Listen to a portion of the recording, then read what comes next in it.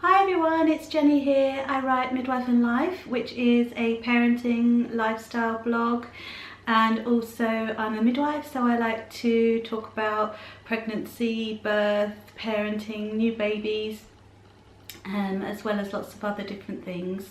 Today I'm going to be talking about bath time. I'm going to be talking about the easiest way to bath your newborn, because at first they're not going to like it. I'll give you some tips on how to deal with the towel, how to just get it done as quick as possible without them being too upset. So firstly, you don't need to bath your baby straight away when they're first born, unless they're really covered in poo or blood or anything. You don't need to bath them straight away. In fact, you can leave them for 8 to 10 days. That's perfectly normal. Of course, you're going to be wiping their bum when you're changing their nappy, but they don't need a full-on bath. When you do bath them, make sure you use something really mild, something that's just as good as water, but with very mild detergent in them, something that's hypoallergenic. Make sure it's something that's clinically proven, that's going to be really mild on their skin, because their skin is so soft and it's really permeable. So until it hardens up sort of after about 6 to 8 weeks, when their skin is sort of not harder, but it's not so, it won't let in those damaging chemicals. I'm working with Johnson's at the moment. The Johnson's top to toe baby bath is supported by the Royal College of Midwives, and it's so gentle, it's as mild as water. So we use that, and we still use it now with Daniel, who's 2. So firstly, babies do love the water, but they don't like getting cold. That's why they don't like getting undressed. So you've got to make sure that the bathroom or the room where you're going to be is as warm as possible. Then you're going to put the towels that you're going to use on a radiator or in an airing cupboard, nice warm place. What you want to do is minimise the time that they're undressed or that they're cold. So keep them in the nappy first. So here's a little clip of me showing you how to wrap them in the towel, ready for bath.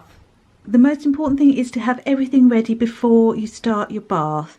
So get your towel on the radiator ready, get it all warmed up, and get your soap ready. You can either have a top to tail bowl, or like I've got just 2 bowls.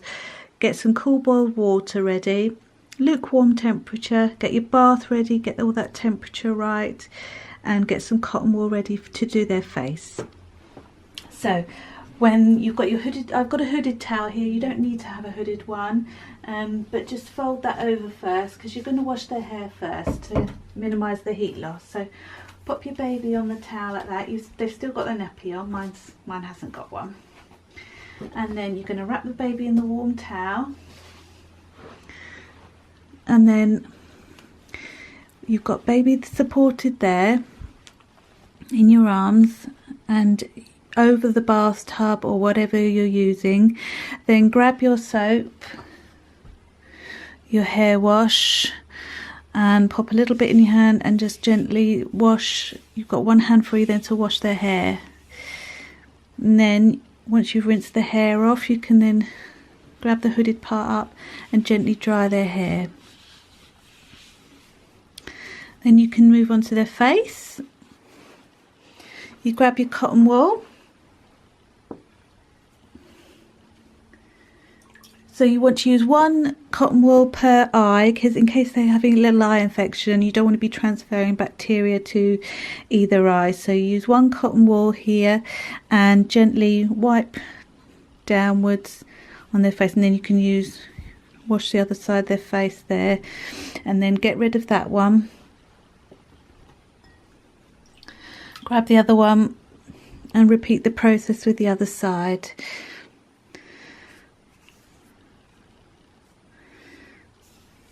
There you go. And then you can dry baby off with the towel. Then you're ready to dunk them in the bath. Now it's only going to be when they're little, sort of the first 2 to 3 months. They're not going to want a whole long soak in the bath. They're just going to need a quick rinse, really. Sometimes, with baby feeding, they can get milk down here and it gets all in their creases. So you've got to make sure their creases are nice and clean and dry afterwards, especially. Otherwise the water, if it's still damp afterwards, under their arms, in their legs here, in their groin. It can get all damp, so you must make sure they're dried off after. So baby's nice and warm, their hair's all dry now, and then you're going to dunk them in the bath. So take the nappy off now, otherwise you might get a nice poo in the towel. The easiest way I found to hold the baby in the bath, you might find your own way that's easier, it's totally up to you. I found is to have your arm behind baby's neck and head supporting the head, and then you've got your hand there to grab hold of baby's arm gently, and then they're very well supported. Lower them in the water into the bath, whatever you're using, and then you've got this hand free to wash, splash them, get use the soap to wash them. And then that's, can only take a couple of minutes, so you don't need to, if baby's enjoying it, obviously do it a bit longer, and as they get older they'll start to play with toys and you can interact with them a bit more. So you've kept your towel nice and warm, and before you've done them, hopefully you've got someone to help you. If not, don't worry, got the nice warm towel ready for when you're getting out, and then plonk baby on and wrap them up nice and warm again, and then you're done. What you bath them in, you can put them in the normal bath, just run a very shallow bath and just lay them in it, again holding them like I showed you, supporting their head and their arm, and then you can wash them gently. The only disadvantage with that is they can get cold, also with those bath seats and bath meshes you can get, they're essentially out of the water, so they're getting cold. So for those type of baths, just wash them very quickly and then out again and wrapped up. But you can get those bucket type baths, those tummy tubs, they're quite good. Obviously, as long as you're supporting them, they like being submerged, they're all warm in the water, and it reminds them of being inside in the womb, so they love being in water and they'll kick about and move about. So it's not the water they don't like, it's the temperature changes. And giving them a bath has also proven to help them sleep in a small way.